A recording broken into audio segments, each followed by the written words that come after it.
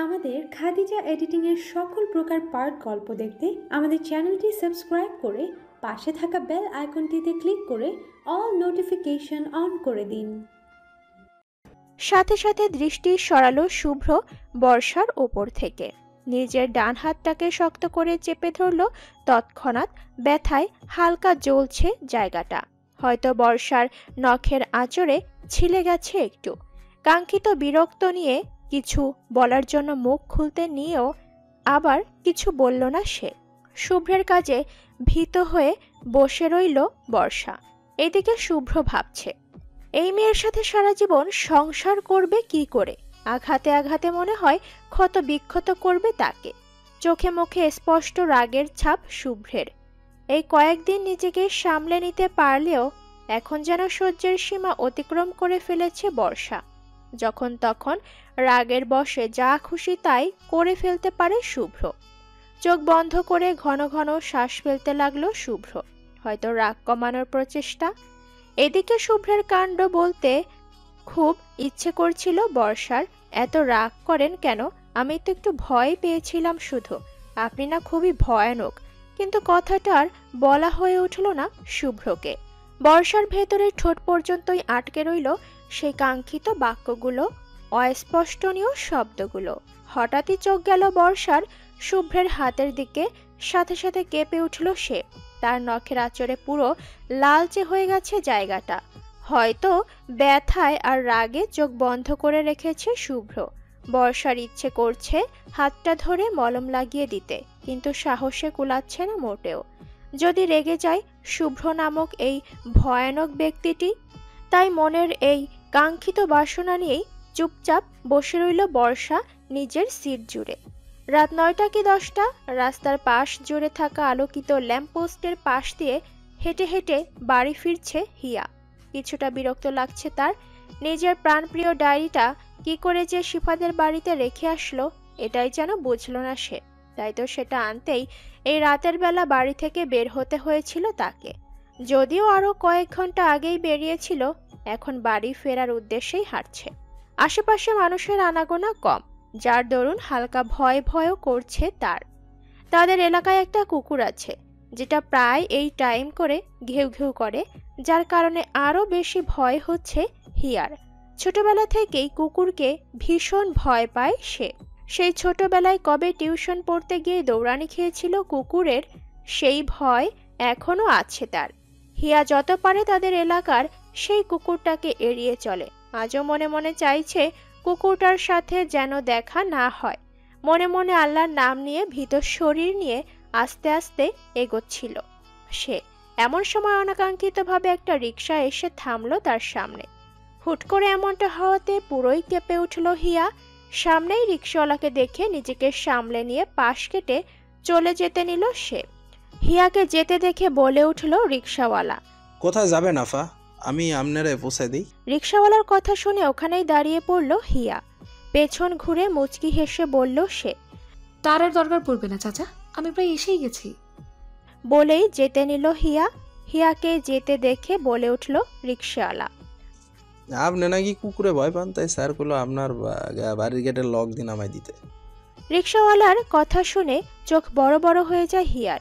আশ্চর্য, সে যে কুকুরে ভয় পায় এ কথাটা রিকশাওয়ালা কি করে জানলো? আর স্যারটাই বা কে? হিয়া অবাক হয়ে বলল, কোন স্যার? নাম কইতে মানা করছে। এবার বিরক্ত লাগলো হিয়ার। আশ্চর্য, নাম বলেনি কেন? কোনোভাবে নির্মল নয় তো? কিন্তু এই মুহূর্তে নির্মলের তো চেম্বারে থাকার কথা। তাহলে? হিয়ার ভাবনার মাঝেই আবারও বলে উঠল রিকশাওয়ালা, কি হলো আহেন আফা, একলা একলা গেলে ভয় পাইতে পারেন। হিয়া বিরক্ত হলো খুব। বিরক্ত নিয়েই বলল সে, কে বলেছে আমি কুকুরে ভয় পাই? আমি কিছুতেই ভয় পাই না, বুঝেছেন? কিন্তু আফা। কোনো কিন্তু নয়, আপনি জানতো আপনার কাছে। বলেই হন হন করে এগিয়ে যেতে লাগলো হিয়া। আশ্চর্য, কুকুরে ভয় পায় দেখে কি এখন রিকশাওয়ালাও তাকে নিয়ে মজা নিবে নাকি? আর কে না কে তার কথা শুনে হুট করে রিকশায় চড়ে বসবে, তারপর হিতে বিপরীত কিছু হয়ে গেলে তখন? না না, কিছু ভাবতে গিয়ে এগিয়ে চলল হিয়া সামনে। হঠাৎ একটা মোড় আসায় থমকে দাঁড়িয়ে পড়ল হিয়া। কারণ সে যেটার ভয় পাচ্ছিল সেটাই তার সামনে দাঁড়িয়ে আছে। আজকে আর ভাগ্য তার সহায় হলো না। তার থেকে কয়েক কদম দূরেই একটা অটোরিকশার কাছ দিয়ে বসে আছে কুকুরটা। হিয়া ভয়ে ভয়ে আস্তে আস্তে এগিয়ে যেতে লাগলো তার পাশ দিয়ে। বুক কাঁপছে তার এই মুহূর্তে। মনে হচ্ছে রিকশাওয়ালার কথাটা তার শোনা উচিত ছিল। এই জন্যই বলে অতি চালাকের গলায় দড়ি। হিয়া আস্তে আস্তে চুপচাপ কুকুরটার পাশ দিয়ে এগিয়ে যেতে লাগলো। কয়েক কদম এগোতেই হঠাৎই কুকুরটা ঘেউ ঘেউ করে উঠল দুবার। সাথে সাথে হিয়া ঘাবড়ে গিয়ে ওমা বাঁচাও বলতে বলতে দৌড় দিল। কতদূর যেতে আচমকা কেউ একজন হিয়ার হাত ধরে টান দিল, সাথে মুখ চেপে ধরল তৎক্ষণাৎ। হিয়া চোখ বড় বড় করে তাকিয়ে রইল সামনের মানুষটার দিকে। সাথে সাথে কাঙ্ক্ষিত সেই মানুষটা বলে উঠল তাকে, তোমরা মেয়েরা এত বেশি বুঝো কেন বলো তো? রিক্সা পাঠিয়েছি আরাম করে চলে আসবে তা না, বেশি বুঝে নিজেও বিপদে পড়বে আর অন্য মানুষকেও বিপদে ফেলবে। ভয়ে জড়সড় হয়ে তাকিয়ে আছে হিয়া সামনের ছেলেটার দিকে। সে ভাবেনি এই মুহূর্তে তার সামনে নির্মল দাঁড়িয়ে থাকবে। হিয়া অস্পষ্টনীয়ভাবে তার মুখ ধারা চরণ করল হিয়ার কথা শুনে ওর মুখের আরও একবার তাকিয়ে বেশ ভাবনাহীনভাবেই বলল নির্মল, কি বললে তুমি? উত্তরে আরও উচ্চারণ করল হিয়া, যার অর্থ আমার মুখের ওপর থেকে আপনার হাত সরান। হিয়ার এবারের প্রতিধ্বনি শুনে নির্মল বুঝতে পারে চটজলদি নিজের হাতটা সরিয়ে বলল, এখন বলো। সঙ্গে সঙ্গে তেলে বেগুনে এক হয়ে রাগী কণ্ঠ নিয়ে জোরে নিঃশ্বাস ফেলতে ফেলতে বলল হিয়া, আপনি কি পাগল? এইভাবে কেউ কারো মুখ চেপে ধরে নাকি? হ্যাঁ, আর একটু হলেই তো জানটা বেরিয়ে যাচ্ছিল। হিয়ার কথা শুনে নির্মল কিছুটা হতাশ হয়ে বলল, খুব বেশি কষ্ট পেয়েছো? ওভাবে তাকাবে না। আপনি মানুষটা তো ভারী অদ্ভুত। আর এত রাতে এখানে কি করছেন? কি করছি মানে? তোমার জন্য তো আশা লাগলো। যাই হোক, রিক্সায় ওঠোনি কেন? সেই তো কুকুরের ভয়ে দৌড়ানি দেওয়া লাগলো। দেখুন, বেশি বাজে বকবেন না। আমি একদমই ভয় পাইনি। হ্যাঁ, তা তো তোমার চোখ দেখেই বুঝতে পারছি। তোমরা মেয়েরা না কেন যেন একটা জিনিস ভয় পাও, সেটা সহজে স্বীকার করতে চাও না। আপনার কথা বলা শেষ হলে বলুন, আমি বাড়ি যাব। জানি তো, দাঁড়িয়ে আছো কেন? যাও। হিয়ার সামনে থেকে সরে আসলো নির্মল। নির্মলকে সরতে দেখে হিয়া মিট মিট চোখে আশেপাশে তাকালো। কুকুরটা আগের ন্যায় সে যে রাস্তা দিয়ে যাবে সেখানেই বসে আছে, যেটা দেখে হিয়া শুকনো ঢোক গিলল। হিয়ার কাণ্ডে হাসলো নির্মল। তারপর গম্ভীর কণ্ঠ নিয়ে বলল সে, কি হলো? এখানে দাঁড়িয়ে আছো কেন? যাও বাড়ি। নির্মলের কথা শুনে হালকা কেঁপে উঠল হিয়া। তৎক্ষণাৎ, এমন করছেন কেন? আমি কি করছি? যা করার সব তো তুমিই করেছো। আমি কি করেছি? হিয়ার চোখের দিকে তাকিয়ে বলল নির্মল, তুমি তো করেছো সবকিছু। আমার হৃদয়টাকে ক্ষণে ক্ষণে আঘাত করেছো, কারণে অকারণে বারবার। নির্মলের কথা শুনে নির্বিকার ভঙ্গিতে নির্মলের দিকে তাকালো হিয়া। হিয়াকে নিজের দিকে তাকাতে দেখে আবারও বলল নির্মল, আমি কি একবার ভালোবাসা যায় না প্রিয়দর্শিনী? আমি কি সত্যি খুব খারাপ? নির্মলের এবারের কথা শুনে বেশ অবাক হয়েই তাকালো হিয়া নির্মলের মুখের দিকে। দুজনের চোখাচোখি হলো খুব। দুজনেই তাকিয়ে দুজনের পানে। নির্মলের চোখ থেকে অনেক কিছু বলছে, কিন্তু সেই চোখের ভাষা কি হিয়া বুঝতে পারছে? হয়তো পারছে, হয়তো না। রাতের আকাশের তারারা ঝলমল করছে আজ। অন্ধকারের আড়ালে লুকিয়ে থাকা গাছেরাও নড়ছে ভীষণ। গা ছমছম করা হিম শীতল কি ঠান্ডা বাতাস। কাঁধে কারো মাথার ভার অনুভব হতেই ঘুম ভেঙে যায় শুভ্রের। এখনো আকাশের বুকে মেঘেদের মাঝে ভাসছে তারা। শুভ্র আনমনেই তাকালো পাশ ফিরে। বর্ষার ঘুমন্ত মুখটা সবার আগে চোখে পড়ল তার। ফর্সা মুখ, হালকা মেকআপ, মুখে মায়া মায়া একটা ভাব। বর্ষার চোখের পাপড়িগুলো বেশ বড়, সাথে ঘন। যে জিনিসটা আজ প্রথম খেয়াল করলো শুভ্র, বর্ষার ফেসে একটা বাচ্চা বাচ্চা ভাব আছে, যার দরুন তাকে বেশ ইনোসেন্ট লাগে। আনমনেই হাসলো শুভ্র। হঠাৎই নিজের ডান হাতের দিকে চোখ গেল শুভ্রের। কেউ একজন তার হাতে ব্যান্ডেজ করে দিয়েছে। শুভ্র বুঝতে পেরেছে তার ঘুমের সুযোগ নিয়ে এই মেয়েটা অত্যধিক হারের সাহসিকতা দেখিয়েছে। না চাইতেও আবারও হাসল শুভ্র, আনমনেই ভাবল মেয়েটা অতটাও খারাপ না। তপ্ত নিঃশ্বাস ফেলল শুভ্র, তাকালো সে তাদের পাশে থাকা জানালার দিকে। বাংলাদেশের রাত কাটিয়ে এসেছে অনেক দূরে, যদিও সামনের জায়গাগুলো শুভ্রের জন্য নতুন কিছু নয়, কিন্তু বর্ষার জন্য একদমই নতুন পরিবেশ, নতুন মানব, নতুন হাওয়া, নতুন সব মুখ। শুভ্র বর্ষার মুখের দিকে তাকিয়ে বলল, তুই কি পারবে আমার সাথে মানিয়ে নিতে, অপ্রিয় ঘুমকুমারী? প্রতি উত্তরে হালকা নড়ে চড়ে উঠল বর্ষা, তবে কিছু বলল না। শুভ্রের হাত জড়িয়ে ধরেই ঘুমিয়ে পড়ল আবার। শুভ্র প্রথমে একটু ঘাবড়ে গেলেও পরক্ষণেই বর্ষাকে ঘুমিয়ে পড়তে দেখে সামলে নিল নিজেকে। লন্ডনের এয়ারপোর্ট ছাড়িয়ে বাড়ির উদ্দেশ্যে গাড়ি করে পাড়ি জমাচ্ছে শুভ্র আর বর্ষা। সামনে ড্রাইভার গাড়ি চালাচ্ছে, আর পেছনের সিটে পাশাপাশি বসে শুভ্র আর বর্ষা। বর্ষার দৃষ্টি বাইরে, সুন্দর মিশ্রণ মোলায়েম রাস্তা। লন্ডনের এই রাস্তা আর লন্ডনের প্রকৃতি দেখতেই যেন ব্যস্ত বর্ষা। সারি সারি রঙিন গাছপালা, ধবধবে সাদা রঙের মানুষ, সাথে রং বেরঙের যানবাহন। অতঃপর বলতে না বলতেই কয়েক ঘন্টার মাঝেই চলে গেল তারা তাদের নিজেদের গন্তব্যের কাছে। এক বিশাল আলিশান বাড়ির সামনে গাড়ি দাঁড়িয়েছে শুভ্র আর বর্ষা।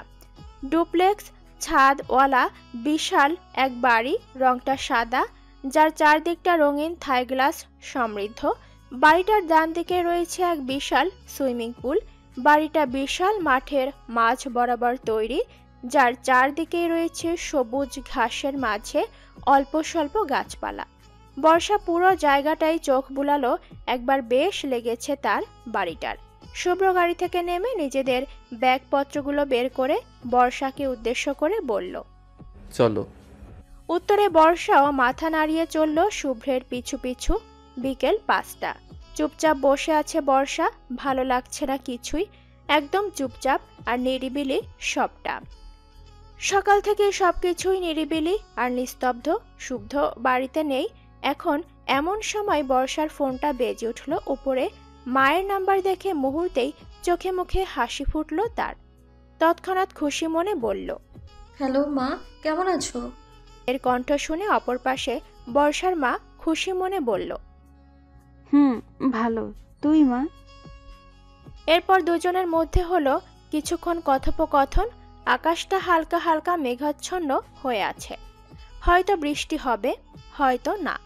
বাতাসের প্রলাপে টেবিল জুড়ে থাকা সমস্ত খাতাপত্র উড়ছে বারংবার। জানালা জুড়ে থাকা সাদা পর্দাগুলো উড়ে চলছে খুব। বেলকনিতে থাকা ছোট ছোট গাছের পাতারাও মৃদু বাতাসে উড়ছে ভীষণ। এসবের ভিড়েই বিছানায় উল্টো হয়ে শুয়ে আছে হিয়া। পায়ে থাকা পায়েলটাও শব্দ করছে কিছুক্ষণ পর পর। সাদা রঙের ডায়েরিটা মুখোমুখি চোখ রেখে কিছু একটা ভাবছে হিয়া।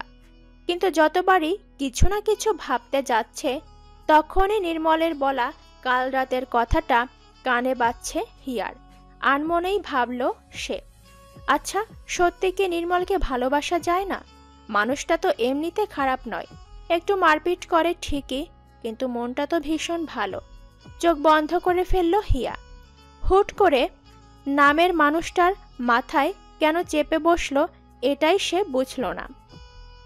অফিস থেকে বাসায় ঢুকতে গিয়ে আচমকা নিচে পড়ে থাকা পানির সাথে পা পিছলে ধারাম করে নিচে ফ্লোরে পড়ে গেল শুভ্র। ঘটনাটা হুট করে হয়ে যাওয়াতে চোখ মুখ খিচে বন্ধ করে ফেলল সে। পরক্ষণেই কিছুক্ষণ পর চোখ খুলে আশেপাশে তাকাতেই পুরো রুম জুড়ে পানি দেখে চোখ মুখ শক্ত করে চেঁচিয়ে বলল সে, বর্ষা। সঙ্গে সঙ্গে রান্নাঘর থেকে হাতে খুন্তি নিয়ে দৌড়ে আসতে লাগলো সে শুভ্রর সামনে। তারপর যা হওয়ার তাই হলো। পা পিছলে ব্যালেন্স সামলাতে না পেরে বর্ষা গিয়ে পড়ল সোজা শুভ্রের গায়ের ওপর। এবার যেন শুভ্রের রাগ সপ্তম আকাশে উঠে গেছে। একেই তো নিচে পড়ে গিয়ে কোমরে অসম্ভব ব্যথা পেয়েছে, তার উপর এই বর্ষা এসে পড়াতে যেটুকু বেঁচেছিল তাও শেষ হয়ে গেল। মিট মিট চোখে তাকিয়ে আছে বর্ষা শুভ্রর দিকে। শুভ্রের থোবড়া দেখে বুঝতে পেরেছে বর্ষা শুভ্র ভয়ঙ্করভাবে রেগে গেছে। বর্ষা মিট মিট চোখে শুভ্রের দিকে তাকিয়ে শুকনো হেসে বলল। আমায় ডাকছিলেন শুভ্র? সাথে সাথে চোখ গরম করে বলল সে। এসব কি করেছো? পুরো রুমে এত পানি আসলো কোথা থেকে? উত্তরে ধীরে ধীরে শুভ্রের ওপর থেকে উঠতে উঠতে বলল। আসলে ঘরটা মুছতে নিয়েছিলাম, ভেবেছিলাম আপনি আসার আগে হয়ে যাবে। এটাকে ঘর মোছা বলে? পুরো রুমে তো শুধু পানিই দেখছি। উত্তরে শুধু দাঁত কেলানি হাসি দিল বর্ষা। বর্ষার হাসি দেখে আরও রেগে গিয়ে বলল শুভ্র। হাসছো কেন? একদম হাসবে না। একই তো পড়ে গিয়ে আমার কোমরে 13টা বাজিয়ে দিছো। শুভ্রের কথা শুনে শুকনো হাসি থামিয়ে মিনমিনে কণ্ঠ নিয়ে বলল বর্ষা। সরি, আসলে আমি বর্ষা আর কিছু বলার আগেই শুভ্র থামিয়ে দিয়ে কাটু কাটু গলায় বলল।